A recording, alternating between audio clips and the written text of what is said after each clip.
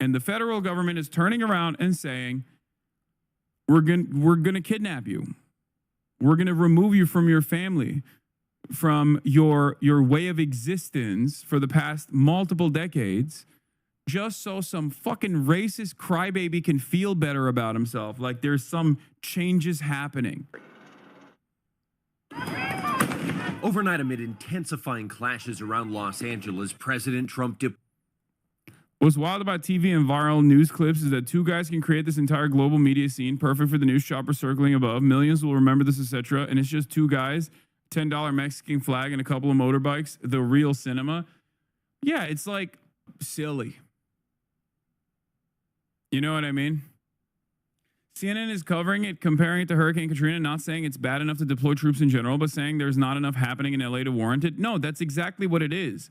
There isn't enough happening in Los Angeles. First of all, there should never be an instance where they deploy troops to Los Angeles unless there is like a literal fucking invasion, okay? Which, you know, in which case it would be really sad because I would probably link up arms with our Chinese overlords to bring about the Chinese century of prosperity. But like there are very, very, very few instances where you deploy military domestically, okay? This is not one of them. Like one car on fire and a couple trash cans on fire is not warranted to invoke the insurrection and declare martial law. You're out of your goddamn mind. These guys are just incredibly horny to do that because they want to do that. That's what their goal is. Their goal is to be an authoritarian, militant dictatorship.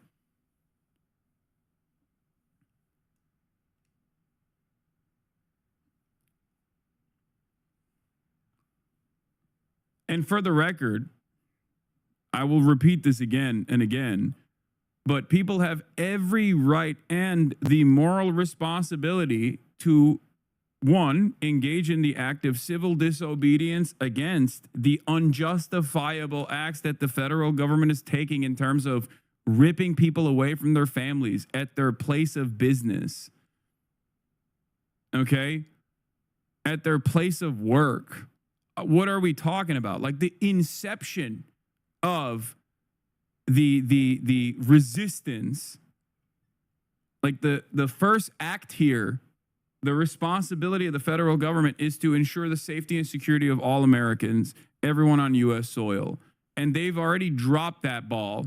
They are already destroying that social contract. They're ripping it apart by going after people that have not done anything. They've done no crimes. They're just going after people on the basis of a status that they can take away at any given moment. The federal government can take away at any given moment. These are people who are waiting for their full authorization, okay? They are legal. They are not illegal. If you are in the process of waiting for your authorization, waiting for your court date, the government should not be coming to you and kicking you out of the country unless you've done a crime. They have not done a crime. This is not a conspiracy theory. This is openly declared by the federal government. Like Stephen Miller, a week before these raids started in Los Angeles, told ICE to go after 5 times more undocumented migrants. And when they say undocumented migrants are illegal aliens, it doesn't mean people without any sort of paperwork whatsoever. They're talking about people who are actually actively collaborating and cooperating with ICE, the Department of Homeland Security, and the immigration courts. Okay, those are the people that the federal government knows exactly what the day-to-day experiences are and where they are at any given moment because they're constantly checking in with the federal government, and that is precisely the reason why they're trying to make a. These are working class people. Virtually all of them are waiting for their day in court. Okay. And these guys are rolling tanks through the cities, claiming that they're actually going after criminals, like violent criminals. Meanwhile, they're rolling tanks through the cities and going to places of business. I thought these were violent criminals. I thought you were trying to apprehend violent criminals. What happened? Why are you ripping apart families? Why are you apprehending mothers at their court date? Like, they're pulling people in to immigration courts. They're pulling people into immigration courts and then saying, your status is revoked. We're taking your status away. And ICE is literally waiting in the hallways so they can quickly grab people. It is so inhumane. It's like insane to describe it. Like, I don't know. I don't know how else to explain it to people. Like, these are not, the federal government is actively deciding you are no longer allowed. We don't want you in the country for no reason. They're not violent, okay? They're not violent. They're not criminals. They are cooperating with the federal government, and the federal government is turning around and saying, we have decided, in order to pursue a political goal, in order to make it seem like we are doing something for our constituents that voted for us, and demand this kind of like racist retribution against random black and brown people, primarily black and brown people, we are going to make your life a living hell. We're going to ship your ass to CCOT. We're going to kidnap you. We're going to remove you from your family, from your way of existence for the past multiple decades, just so some fucking racist crybaby can feel better about himself. Like there's some changes happening in America that actually makes their lives better. And it doesn't even make their lives better. It's incredible. It's incredibly cruel.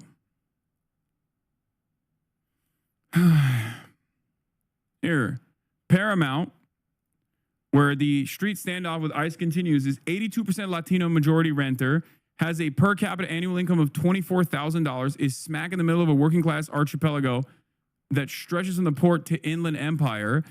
It's the kind of typical city that actually composes the LA economic subregion, where warehousing, machining, textiles, meatpacking, and the like form an industrial backbone and value flows through. If the LA rates sketch out what to expect going forward, I'm just in awe, really, of the gamble. Working class, likely citizen youth, just being clearly given a material focus for what's coming for their family and friends.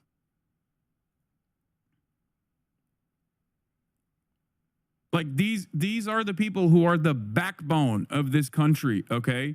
They've been fucked over. They deserve better wages, not to be ripped apart from their families and shipped off to a slave labor colony so that the white nationalist government can prove a point to some of the dumbest, toothless, most inbred racist hicks on the fucking planet in the country, who are too sad about their own current financial predicaments.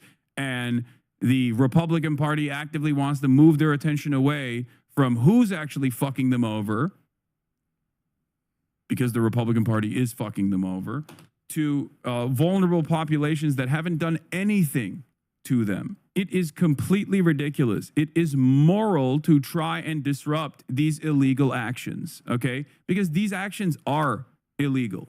Revoking due process is not legal, okay? As I've said before, the difference between not opening the door or having someone who is a migrant in your home, let's say, when ICE comes in and you just don't open the door versus opening the door for them, is literally life or death for this person, okay? Considering that most of these arrests are not conducted in a lawful manner, disruption of the process unironically can save someone's life. It's the difference between Mahmoud Khalil, who is still currently in a facility in Louisiana, versus the Korean American girl who was lucky enough not to be home when ICE was conducting a raid on Columbia campus. And she swiftly was able to go to a judge and get protection. Like, it's that simple. That's the difference. Because their actions are often unjustifiable and illegal, any kind of disruption, or even an agent not wanting to go through with the fucking paperwork or not wanting to deal with the trouble, can actually save someone from being shipped off into El Salvador without any sort of protection whatsoever. Okay? ICE is doing these illegal and unjustifiable dragnet operations in places of work in poor, primarily Latino communities, okay?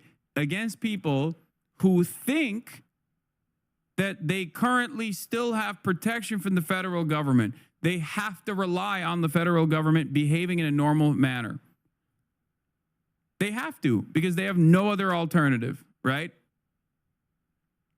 And the federal government instead is using the people's misplaced confidence in the government doing the right thing against them. Using that as an opportunity to get an easy W for some of the most racist people in this country. Even if it directly is at odds with the financial interests of corporations, because the reality of the matter is, like, ripping apart these families, ripping apart a major part of the industrial base, the industrial labor base in this state, isn't even good for American commerce, American industry.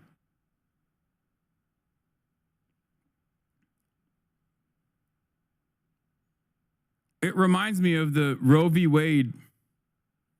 It reminds me of the Roe v. Wade situation, like where, they are willing to take a political penalty just so they can throw some red meat at the base, the most radical elements within the base. Deploying the National Guard, sending in 2,000 National Guardsmen as angry crowds protest his administration's aggressive deportation. Yeah, or how the tariffs are horrible for the economy too, but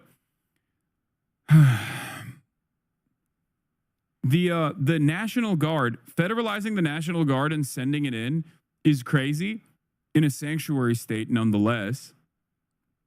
Because I don't know what the legal standard is here, but I suspect that Gavin Newsom has the opportunity to revoke or to stop this from happening. Deportation efforts. Demonstrations now entering their third consecutive day after coordinated ICE operations across Los Angeles, sparking outrage and devolving into disarray. Dramatic images capturing the escalating chaos. Protests centered around the city of Paramount. Agents swarming this Home Depot there. Some protesters setting fires, breaking glass, and vandalizing buildings. Police in riot gear attempting to disperse crowds, pelting the groups with tear gas, flashbangs, and rubber bullets. Governor Gavin Newsom slamming Trump's decision to deploy the National Guard, warning the move is, quote, purposefully inflammatory and will only escalate tensions. But the White House says it will address the lawlessness that has been allowed to fester. And Secretary of Defense Pete Hegseth posting online, if violence continues, active duty Marines at Camp Pendleton will also be mobilized. They are on high alert. Wait a minute. Tensions also erupting in New York. Video showing this man clashing with ICE officers. The Department of Homeland Security identifying him as Joaquin Rosario Espinal of the Dominican Republic. Authorities say he resisted arrest after his immigration proceedings were dismissed. Espinal arrested alongside another woman who allegedly assaulted an officer despite what authorities called interference by members of the public.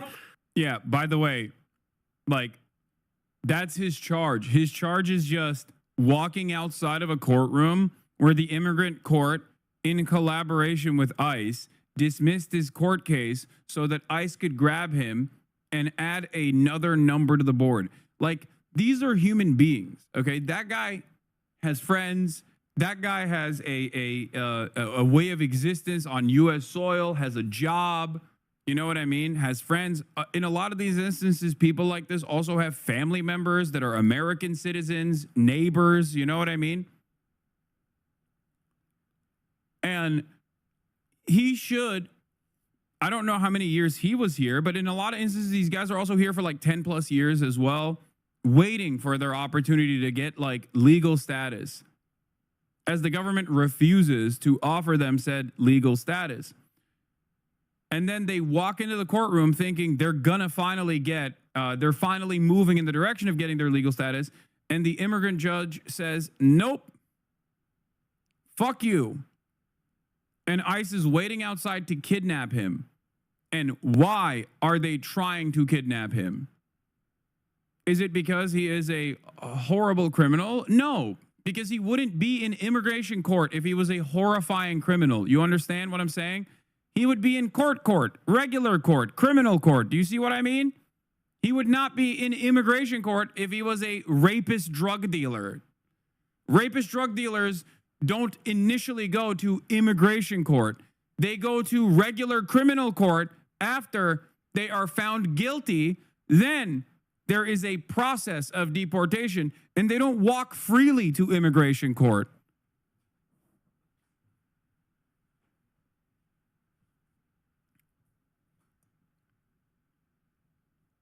This is like going to family court or going to traffic court and wait and having federal law enforcement agencies that are masked up, by the way. Remember, they're fucking masked up too, because they know what they're doing is illegal and immoral. Okay. And they are terrified of the scrutiny that will come their way down the line. These are the shit judges you get when the judiciary by appointment and not by election. Yeah.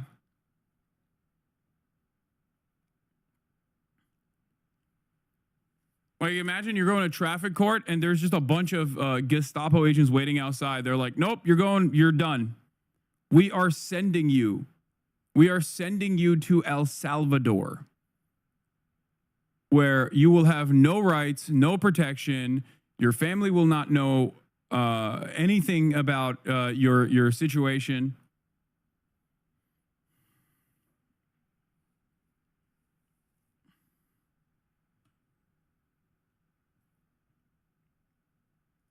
The tensions reaching a breaking point just as Kilmar Abrego Garcia, who was mistakenly deported to El Salvador, arrived back in the United States on Friday. He's now facing 2 federal criminal charges, his attorney calling those charges preposterous and an abuse of power.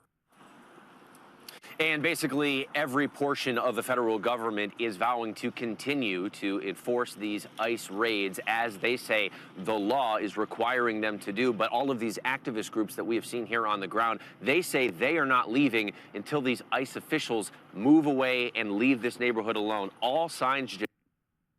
There's a reason why they're filming in front of this, by the way, in front of this Arco. They put up like one of these police surveillance modules or whatever here, and someone tipped it over. That's it. That's the maximum damage that you saw. Okay, that's the reason why they're filming in front of it. Another day of intensity out here on the street.